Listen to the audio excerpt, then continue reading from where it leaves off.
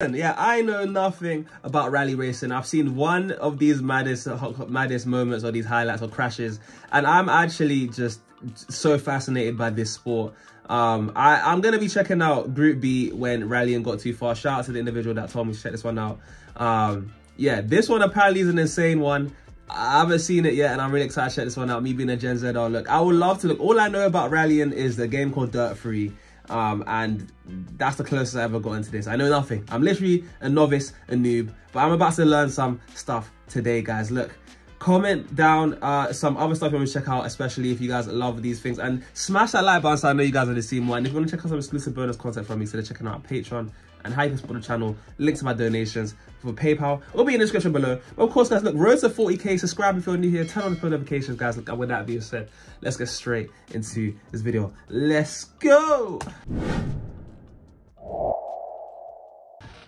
The Audi Quattro, Lancia 037 and the Peugeot 205 T16, some of the most iconic names in rallying. Cars that push the limit. What the frick? How are people standing that close? Are you telling me these people are like the track? That is insane. I would love to visit that in real life though. There's something thrilling about it. That's like a roller coaster, but not really.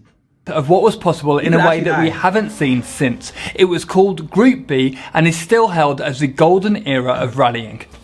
Group B was a class where manufacturers were allowed to go all out with almost unlimited power, crazy aerodynamics and new exotic materials. It brought about new technologies like four-wheel drive, semi-automatic gearboxes and clever turbocharging systems. However, it was only for the bravest of drivers. The hugely powerful cars needed a lot of manhandling to thread them through the tight, twisty stages, away from huge drops and dodging a sea of spectators.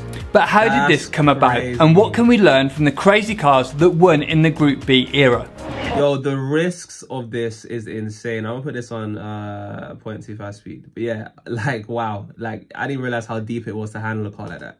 Rallying went wild in the 80s. The FIA wanted to attract more manufacturers and so created a class that would give the designers pretty much free rein.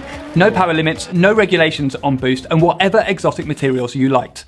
Rally cars over the years have been largely based on road cars, with rules tightening and loosening on how close the relationship has to be between the stock car and the ones that actually race the stage. For example, in the Group A class, the manufacturers have to produce 5,000 road-going versions of the car before it is allowed to compete. In Group B, to lower the costs and interest to manufacturers, they ruled that only 200 cars needed to be produced. Group B also allowed almost endless modifications to be made, meaning the rally cars were nothing like the road cars at all. This approach really worked, attracting many manufacturers to Group B. I can't believe that this much goes into rally cars, and how even this Group B stuff and how customized it was. Like, what? An unlimited customization.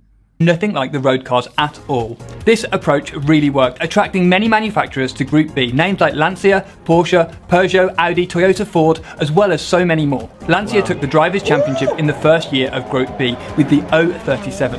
It was the last rear-wheel drive car to win in the WRC. It was incredibly light, using fiberglass and Kevlar for the body, and was powered by a mid-mounted 250 horsepower engine. It has much larger wings than many cars of the time, with a huge rear spoiler to stabilise the car at high speeds.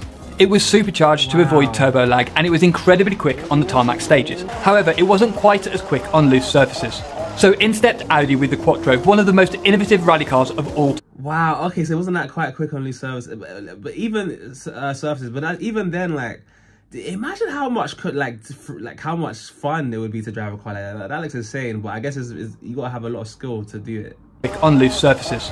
So in stepped Audi with the Quattro, one of the most innovative rally cars of all time, a true game changer.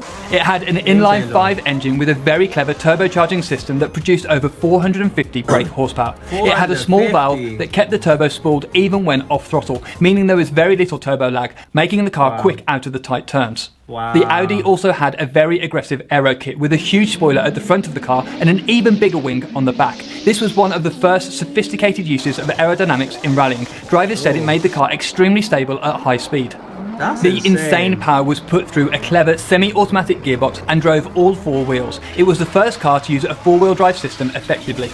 Before this, many manufacturers stuck to rear-wheel drive as they thought the additional weight would outweigh any time gains from the extra traction. And yes, the Audi was very heavy, and the 4-wheel drive system meant the weight was higher up than you would like in a rally car normally, but despite the compromised dynamics, it worked. the Audi had more power than the rest of the field, but could also use it more effectively, deploying more power even on surfaces like gravel, dirt and ice. Wow, so it seems like, you know, there's getting an upgrade to the systems and the types of cars and stuff, and they're making it more efficient. A bunch of words, you know, and things and terminology that I'm very much only finding out now. But yeah, this looks insane. Just how complex, you know, the attention to detail you have to do to get a car to maneuver like this is insane. And even just watching these cars go around, it's like they're not even real. It's not even real. It's like toy cars being moved around the track. And the way they're being maneuvered is in ways I've never seen cars move before. It's insane. Use it more effectively, deploying more power even on surfaces like gravel, dirt and ice. Crazy. Audi won its first race with the car and didn't really stop after that. They shaved seconds, if not minutes, off stage times. The Audi four-wheel drive system really changed the game in rallying. But the Audi dominance didn't last long. Peugeot came out with a car that would expose the weaknesses of the Quattro. Really? They used a similar four-wheel drive system but packaged it very differently. Their secret was that they really nailed the car's dynamics. They built the car to look like the road-going 205, a small hatchback. It had a very short wheelbase, which generally makes cars more nimble at low speeds, with the trade-off of less...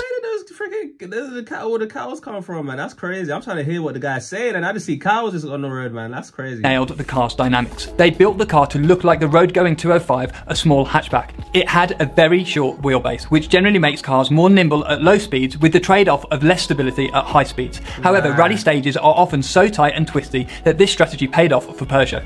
They also did everything they could to keep the weight central. They fitted a 1.8 litre engine in the middle of the car, although it didn't have the clever anti-lag system that the Audi did. So the drivers used an old trick to keep the turbo spooled up. They left foot braked for the corners while staying on the throttle. This kept the turbo spooled up and gave them immediate power on the exit. But what was really unusual about the 205 was the orientation they mounted the engine in. Normally, race cars have longitudinal mount. This is so intricate. I didn't realize how much goes into this stuff. About the 205 was the orientation they mounted the engine in. Normally, race cars have longitudinal mounted engines with the crank parallel with the direction of the car. However, Peugeot fitted it in a transverse orientation, and instead of mounting the gearbox below the engine like in the Audi, Peugeot mounted it to the side.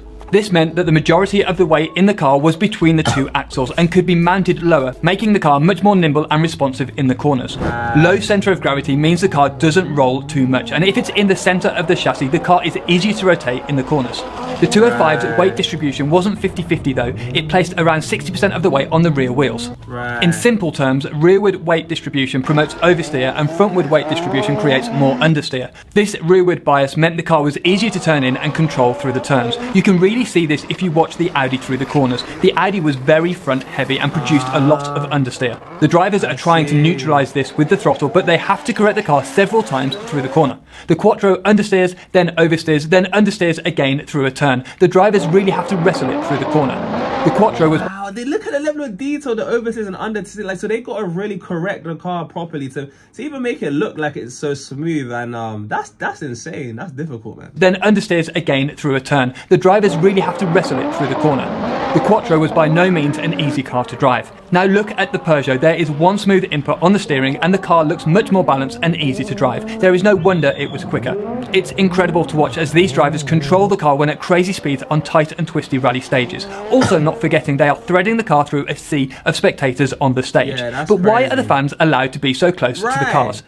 The stages are public roads, meaning anyone could go and spectate. However, it meant that many got extremely close to the cars. Back then, people did get hit, but it was considered to be part of the challenge for the drivers. They often kept it pinned and had to hope that the fans would get out the way in time. This guy even had to jump over a passing car.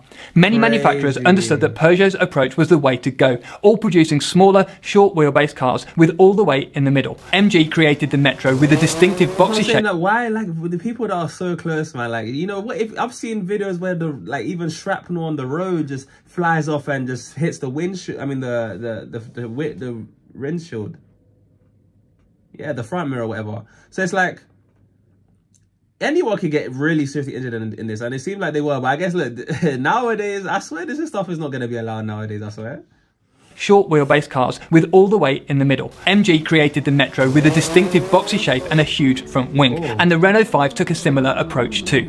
However, it was Lancia that did it the best. They finally scrapped rear-wheel drive after being uncompetitive all year, so they created the Lancia Delta S4, a short wheelbase four-wheel drive monster. Firstly, they developed an engine with a genius twin charging system. They fitted a supercharger to avoid the lag of a turbo, a bit like the Lancia 037. However, this created less power at high revs. As a supercharger is directly driven by the engine, it can provide boost at low revs, but saps more and more power as the revs climb. So what Lancia did was fit an additional turbocharger that would provide boost at high revs. So low-end boost was provided by the supercharger before cutting out and letting the turbo take over at higher revs. Wow. This meant the Delta S4 was amazingly powerful and had the grip to put it down onto the stage. It took many wins before eventually bringing the Group B era to a close. This era of rallying was amazing to watch. Incredibly fast cars and amazing drivers all pushing to the limits of what's possible. There were different winners every year and cars that looked remarkably different with incredible engineering. However, you can't ignore the fact that it was extremely dangerous. The cars were too powerful, difficult to drive, and not enough emphasis was put on the safety of drivers and spectators.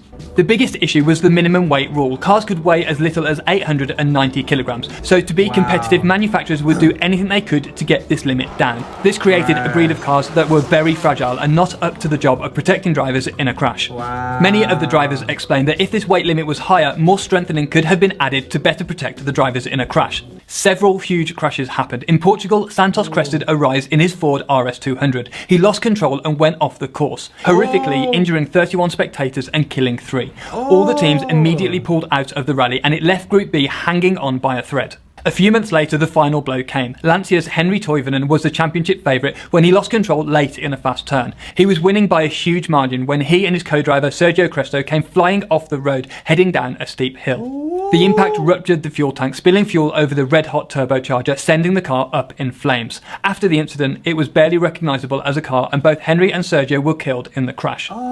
This led to many manufacturers pulling out, and the FIA ended the Group B class the following year. My days. You should watch this video where I explain what it takes to modify a rally car to set the outright record. Oh my days, yo, shout out to this brother, guys, man. Like, of course, check out Driver61 for putting this video together. This is insane. No wonder why it came to an end, because there's no way this is legal. Even I'm thinking there's no way you're letting this slide. And I'm a bit sick for those of you guys I can't tell. I'm saying there's no way you're letting this slide in this day and age. Like, this is way too dangerous. Like, people are dying and no wonder. Like, I can imagine. Like, it makes sense how something like this will end, because people are just gonna, if a freakish like scenario happens, where it's the worst case scenario happens, or something goes wrong, it's not as simple as, oh yeah, you know, there's safety precautions in place. Like, there's no safety precautions at this point. People are gonna die, drivers are gonna die. If the cars are so light, that's so, I don't even know. Wow. And they're so dangerous to drive. Like, wow, yeah, this definitely seemed like it got too fast. And wow, what a video, man. Look, I was just interested in rally racing and all this stuff. I didn't realize how much went into the intricacies of getting these cars to be so fast or whatnot, but it's really interesting, man. And a lot of the stuff, you know, I don't really know about, like, all these terminology, but look, I'm learning, guys. Look, for those who made it to this point, comment down a red heart. Condolences for everyone may be affected by this kind of stuff, and even then, it also lets me know who my real ones are who made it to this point. Let me know what other stuff you guys want me to check out, and of course, guys, look, with that being said, I'll be your boy JayFlex. Has been Group B when rallying got too fast. And for those of you guys who made this point, you guys have been absolutely wonderful, and I'll see you guys in the next one. Peace.